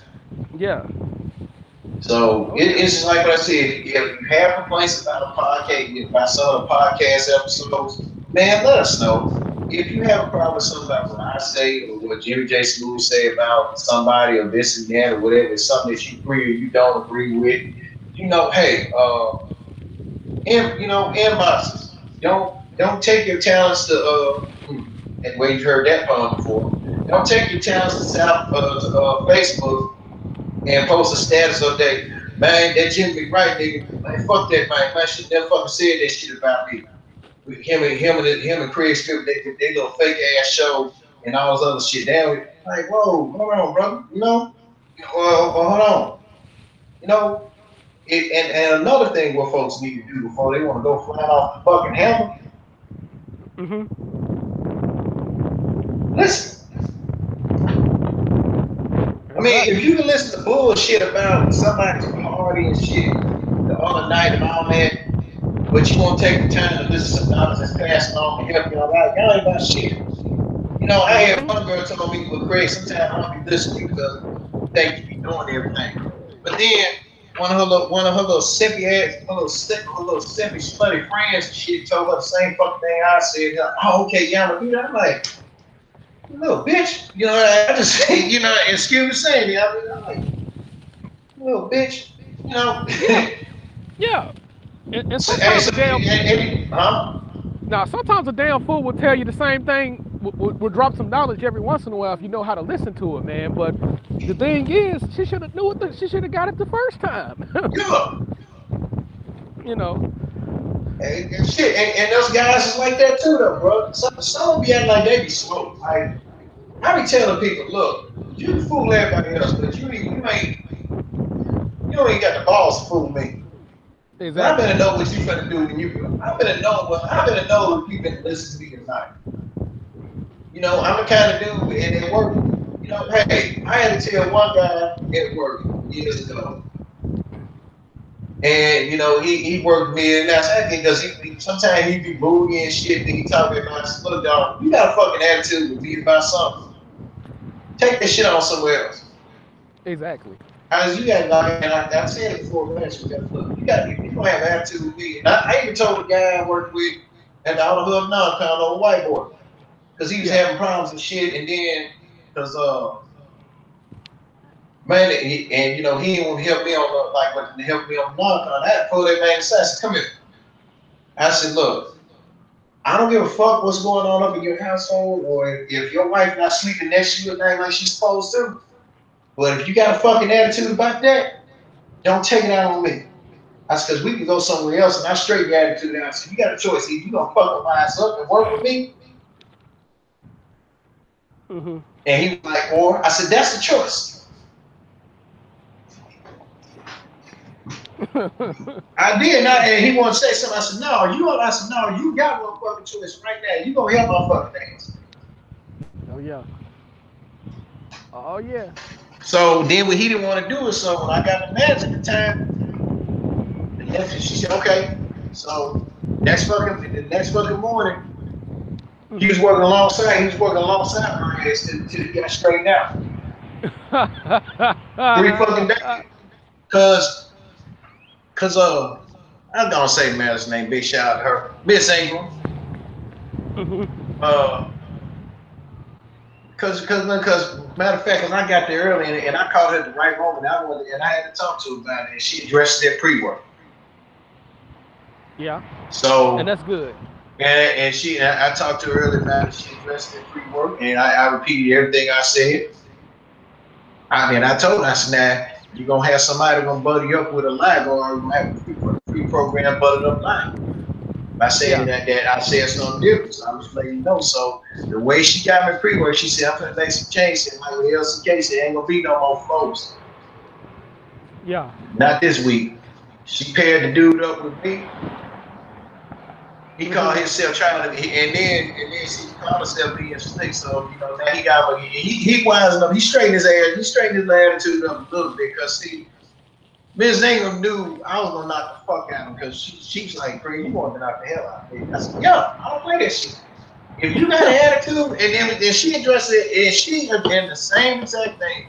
She worded differently because see, she had to clear everybody out. She said, I got to talk to the non-con folks for a minute. And then everybody talking about, well, here, DJ didn't want to talk to. She said, then I just tell you, I got to talk to the non-con. So y'all need to go get on out of here. You're wasting time. Y'all wasting time. Get out of here. Yeah. And then she had somebody said, Chris, stand by the door. Yeah. Because, one of them waste shacks, some of the waste shacks, they do have a door where you can lock it inside Mm-hmm. where somebody will come in. Oh yeah. So, man, but like I said, when she called everybody up there had everybody that meeting in that non-con, and when she said, and another thing, she said, look, if you got problems at home, or let's say, or better yet, let me put it like this. If you got a problem working with somebody because they ain't your cup of tea for some reason, oh well, you just gonna have to work with them. Say if you got problems, if you got problems at home, you need to leave it at home. Either, Exactly. either you need to leave it at home, or you stay at home with it. And that's one type of thing I never did. I never brought my bullshit to work. I've never Mm-mm. been the type of person to do that because when it's time to get my money, it's time to get my money. This is my Yeah, money. This is my livelihood. yeah. Because I I don't mean, gotta. if I had some bullshit going on at home, I left it at home. And when I got back home, that bullshit was gone. Believe me. Oh yeah. Because that's what I be telling motherfuckers. Like one dude talking about, man, I ain't missing no work because I got shit going on at home. I said, well, hey, it's just a figure of speech. Because 9 times out of 10, you got to stay with your bullshit, right or wrong. Exactly. And if it's that big of a problem to where I can't work effectively, I'll stay home. I'll let them know, hey, I got this going on. But my manager, my supervisor would understand. I'd be like, hey, I got this going on. I got to stay home. Yeah, I mean that's what that's what I do, dog. I mean, I'm like, hey, because hey, if I got this shit that's going on, whatever, man, I'm gonna leave my damn attitude at home. You know, just don't come with me with that shit. Exactly. Because I said right here, you will get your ass knocked off. I don't even, Oh you yeah. know. So and since then, he got straightened the fuck out. You know, Oh yeah. he got straightened the fuck out, and then I found out another code where he said he went and pulled him aside. He said, I knew Craig went back and told Hill what I was here or whatever. So then he confronted me about it. I said, well, yeah, I did. Because hey, I said it put like this. It was best for I said it was best for talking about the manager. I said it was best for her to straighten your ass out than for me to get fired. Because I said, because dude, you was about to get your ass knocked out. Oh yeah. Oh I yeah. said that, and I said when I gave Luke back that choice, one motherfuckers told you, said, man, Craig ain't playing, dog. Oh yeah. I wasn't fucking playing, man. And, you know, I don't play today, you know. Oh yeah. But like I said, if you got a problem, if people have a problem with anything that I say on my live streams, my podcast, email and inbox. Three things: email, phone call, inbox. That's it. Yeah. Don't put what you think about me out in public. Oh yeah. Because I will get you back. And I know Jim and Jimmy the same way. Oh yeah. Jimmy will go, and by the way, big shout out to him, Tyreek Nasheed. Jimmy and I will go. Jimmy, I know Jimmy for a fact will go Tyreek Nasheed on your ass. So Oh yeah. I will too. Why you think after that what the guy he burned, man, is been laying low for a while. I'm not gonna say his name, but Yeah. I mean, the thing is, I'm a type of guy that believes in being tactful. You know what I'm saying? Now, if it's at the point to where it needs to be called out in public, and it's detrimental to my people, then yeah, I'm gonna put your ass on blast.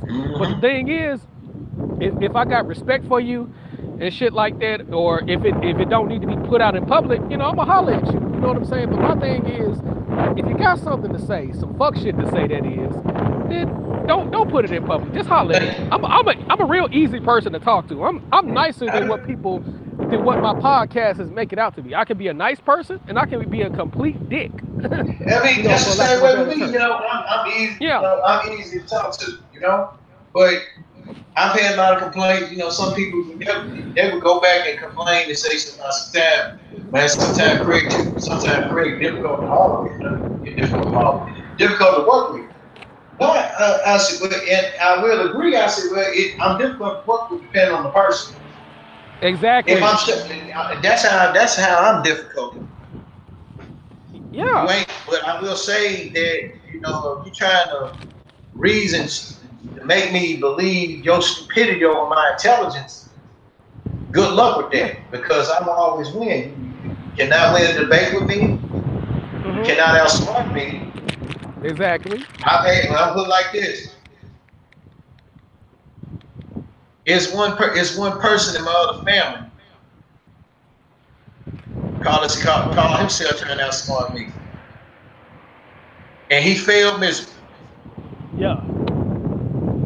Yes, and you can't out and big shout out to my cousin Keon Henry. Yeah. He called himself trying to chew my ass out on the phone, and then he pulled some little bitch shit with me if I hang up the phone on me, and I had to call him. I said, "Hold on, bro." I said, "Hey," I said, "Dude, I'm a man. I ain't no bitch. Okay." That's one. You hang up on women, and I ain't no woman.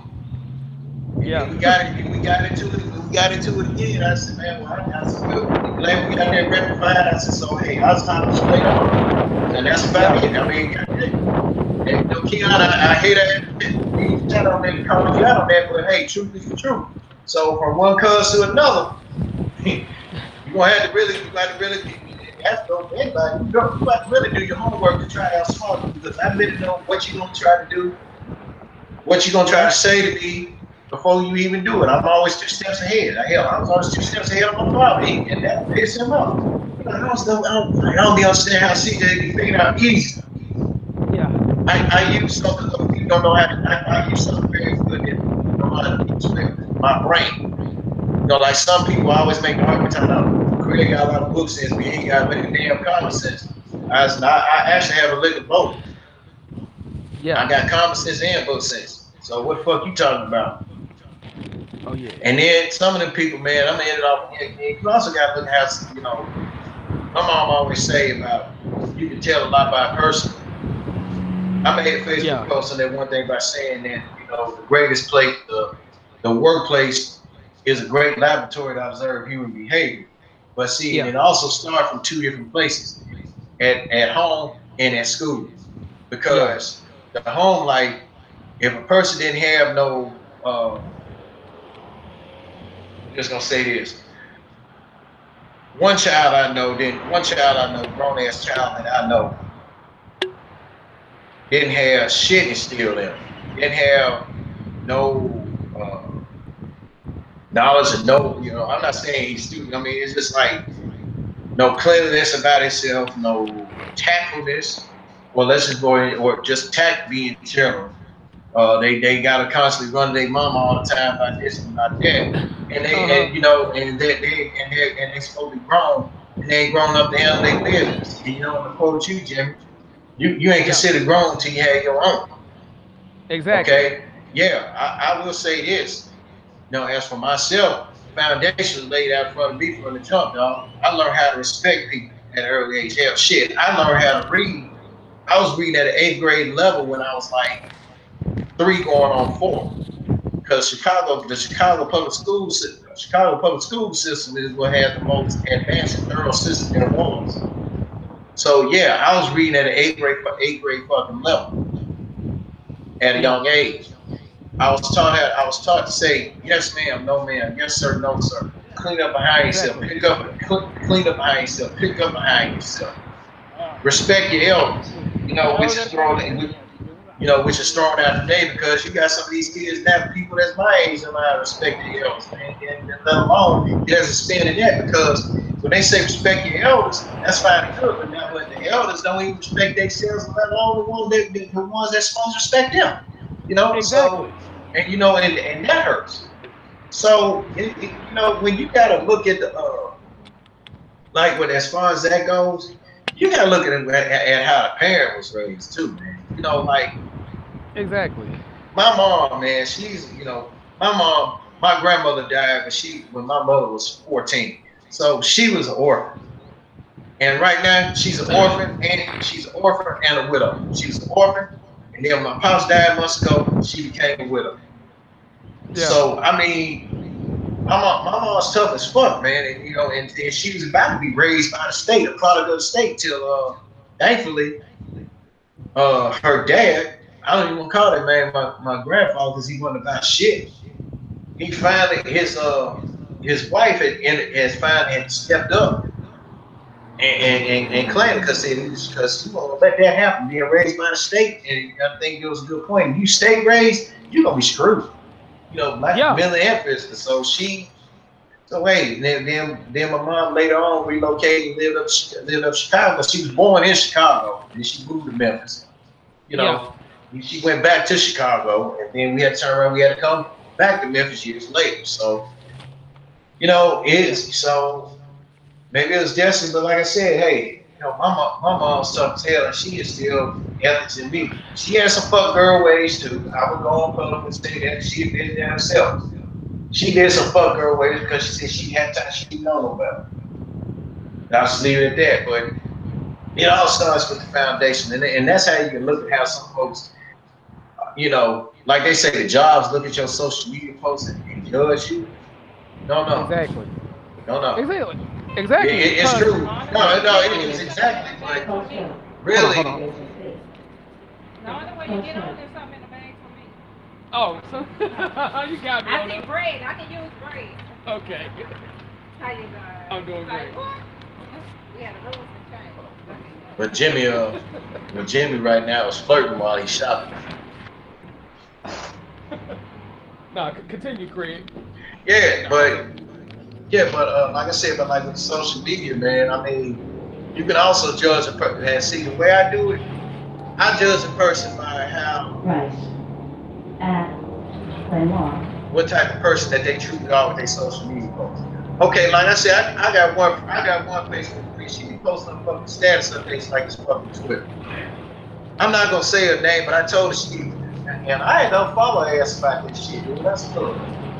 That's what Twitter for. I don't want to see no status update about some dude crushing on you at work, and then 2 minutes later you post up another status.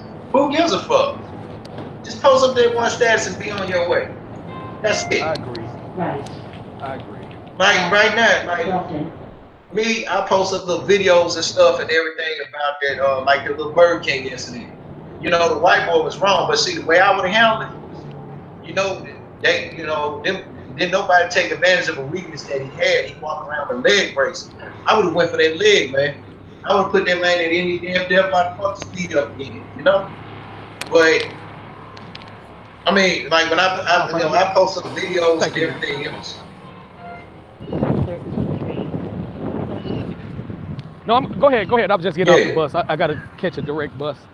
Oh, okay, because like I said, I don't make status updates about anything unless if I'm gonna be tagged on it or something's on my mind or somebody decide they want to get cute, put their cute little drawers on and want to attack me.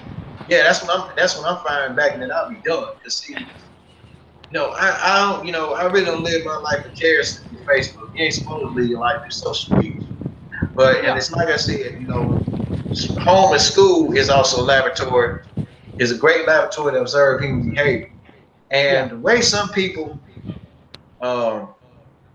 carry themselves, and no matter what, how they carry themselves in school and how they are out of school now, it really show you who the hell they are. You got like some people. I went to Southside with who claim they don't know who the fuck I am. Oh yeah. I'm like, oh, okay. Well, I didn't know you went to Southside, bro. I'm like, you been on no route. Exactly, cause my school, same thing with my school. I'm like, motherfucker, it's only 500 kids go to this motherfucker, so it ain't hard to not know who 500 motherfucking kids are. Now, whereas at Hamilton or some of the bigger schools, you know what I'm saying? Man, those bigger schools, okay, it's so many fucking kids, you may not know who the fuck go to that school. But see, like it's funny you said Hamilton. I had a cup of coffee at Hamilton High when I was in the 9th grade, and then folks would be on my Facebook. Everybody knew me from Hamilton. Said, "Craig, you remember?" Yeah, I ain't gonna tell you a lie, man. I got more folks. Some of the folks on my friends list. I got more folks in my friends list from Hamilton than I do Southside. That's completely understandable. I had people and some I had to look real hard, like, damn, I knew. I'm like, I know. I'm like, for example, I know this girl from somewhere, man. I'm trying to be. She said, I went to Hamilton with you. Like, oh, she said, because we always remember where the hell Craig Smith. I said, oh, okay, yeah. So that's what I said. I got more folks in my friends list from Hamilton than I do Southside. Yeah, because I knew all the coaches at Hamilton. I knew all the athletes in Hamilton. So and I still remember a lot of them. And a lot of them still remember me and stuff like that. Yeah, And so but like I said, some of them, man, like one of my classmates who graduated with me, man, I found out this past Thanksgiving she and I related, and I got caught up with, and I got caught up on. On with her side of the family, stuff like that. I got a shit like come find I got a shitload of nephews and more cousins, man. I mean, so that was a blessing for me to find out. And by the way, big shout out to my cousin Renee Kaiser. Happy 30th. I ain't gonna tell you your age, but happy 30th. You had a birthday, so yeah. I mean, and that made me feel good, man. We got to talk this shit. Damn. So, but other than that. Like I said, I mean, hey, I got more folks that I went to Hamilton with More of my friends just remember me more than folks that went out with the South Side. So it's not a knock on folks from South Side. I'm not knocking people from South Side. So do not take it the wrong way. Oh yeah. I'm saying it slowly. Like as Tom and Jerry, like Tom said when he got blown up that cartoon. Do not take it the wrong way. Oh yeah. Just to be clear. Oh yeah, So, man. but other than that, man, any Jimmy Pearl's wisdom in on the show? Because I'm gonna start getting something together. Already? You finna get Sunday dinner already? It's 11:40. No, I got the just the prep, dude. I gotta go out and buy something else. Oh, okay, I got you, man. Well, man, good show, man. I mean, I'm glad you brought up Southside High School, which is now, I think, it's a Votech now.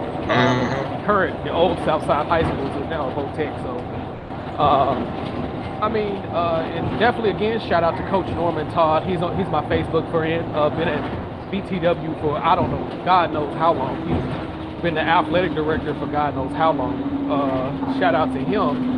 And, you know, shout out to other guys from BTW, Tim Barr, you know what I'm saying? Because he was the first that broke on the story with Tony Matlock. He told me on his Facebook post that Tony Matlock will be the assistant coach with Penny Hardaway. He confirmed that because him and Tony Matlock are friends because he recruited him at Arkansas State, which Tim Barr got caught up in a lot of stuff, but he's making a comeback. He's doing business out there in the Memphis area. You know, Tim Barr, you're better than me. Staying in Memphis, but hey, if you love it, you know, hey, I can't knock it. You know, and he was on that BTW team with Taurine T-Head Moy, who's also a very active member of the community as well. You know, he did a lot of crazy stuff. You know, I ain't gonna say fuckboy shit, but he did do a lot of stuff that was. Yeah. I wouldn't recommend nobody else to do, but he is making his comeback, so I definitely shout out to him. And another shout out to Andre Allen. You know, he graduated a couple of years ago from the University of Memphis after all that crazy stuff that happened in the championship game. So shout out to those guys as well. You know what I'm saying? You know, BTW, again, was my rival school, but outside the rivalry between Oak Haven and BTW, we were still cool. You know what I'm saying? Yeah, on that field, on that basketball court, we hate each other. But when we got off that court or the football field, hey, we were cool. Like, hey, man, what's up, man? You want to take a beer or something? So that's how it is. So shout out to all those guys and do their thing, man. And shout out to all the Craig's friends and stuff like that. So most definitely. And then, appreciate that, dog, man. And let me throw this in with you. You know, I considered in my senior year, I wanted to transfer to BTW. Say what now? I considered in my senior year that I wanted to transfer to BTW because they were the first one that had a play schedule. The block schedule? Yeah, the block schedule. The block. Okay. They were the first school to do that. And they did it right. Oh yeah. Oh yeah. So So that was a little random trivia I threw out there. I did consider transferring to BTW. You know, because I mean, hey, because I was like I'm saying about my partner Aaron, man. I'm saying this because when he left BTW, I felt like shit. I'm the only member of the crew left over. Then I remember I had my boy Quantum, man. We kind of talked and stuff like that. But other than that, I mean, I really had no other people hang with. So I'm like, damn, man, shit. I said, well, let my ass fall by myself. So, and then my boy Mario, he had to relocate with his son Stanford because he went to Wooddale. So, goddamn, I said, so I was the only one left over. But yeah, I did consider, going to BTW, but they were real big about the district that we were living in at the time. So he was more closer to my boy Aaron was more closer to BTW's district than I was. So. Yeah, and they downsized the school district by shutting down the gardens as well and doing a lot of other stuff. You know what I'm saying? Marginalizing it. I think it's east, and they're still doing it. You know, hopefully that school doesn't close down because there's a lot of history with BTW because they already shut down Carver High School, which is a joke. in itself because I think they put it. I think they put the school district west of Lauderdale as opposed to it traditionally being east, because all those South Memphis schools used to be large, as we know it as 3A schools in Yeah. football, 5A, 6A schools and stuff like that. Those schools used to carry 1,500, 1,000 schools, but I don't know exactly what's going on there. I'm assuming it's gentrification. Uh, I'm not gonna say it is, but I'm assuming it's gentrification over there in South Memphis. But hopefully that school can stay up for BTW. Even though I'm a rival, I don't like anybody's school in history being taken down because Nah, me either, BTW man. has a BTW has a lot of history, and they need to keep that history. I You know what I'm mean, saying? There's nothing and like the I'm gonna say Warriors. this: if Go they ahead. decide to shut down BTW, you just gonna shut down the whole city, Memphis. I agree. I If totally agree. if you shut There's down too much history BTW, there. don't shut down the city, Memphis. You shut down because see, because well, like I said, because we get it's kind of like an extra here when we're talking about people. Let's draw some extra right here before we start off. When I was going to Hamilton High, when I went to Hamilton, had that little quick cup of coffee at Hamilton High in ninth grade. And then before that, I went to Hamilton Middle, 7th and 8th grade, where I lived in off South Parkway and McMillan. You know, that was Hamilton's district for a while. Yeah. And then when they flipped the game on me and said, "Oh, you finna go to Southside," it's like, what the fuck? I'm like, oh, okay. Oh yeah. I'm like, the fuck? So I had to suck it up because my mom's wanted, and see, my mom, she wanted me to go. She wanted me to go back to Hamilton. I did too. And I was talking about, well, just tough that shit out. Shut your ass up, touch that shit out. All right, shit. So I ain't like it at first, but I ain't like going to Southside at first. But then, I was like, okay. And then I kind of, and I'm be honest here, I felt more comfortable in my 11th grade year than I did in my 12th grade year. Oh yeah. Because I I guess, feel you though. and some of my teachers, man, they were pretty cool. I told you about my geometry teacher, man. To this day, I still try to figure this shit out. How I pass your class 66%, I make a beat on exam, and shit when you can see at the end of the year. Like, what the fuck? Yeah. But I'm not gonna get on with it because, like I said, because most of the time, man, senior year, the people that I was cool with, hey, they started changing. I get teachers call teachers and certain other folks call themselves trying to be tough. Yeah. Some of them were just as tough. Well, some of them were tough. Some of them were tough for $2 steak, and some weren't tough for $2 steak. So Yeah. I would say that there, but I think 11th grade year, man, I was real comfortable my 11th grade year and my 12th grade year. Oh yeah, man. I mean, Because I was like, fuck. So I passed through school, but I just got shit. Just some of them, man. Just some of them just got. I just got fed up with just some of the shit that was going on. Some of my friends, man, was acting stupid at that time.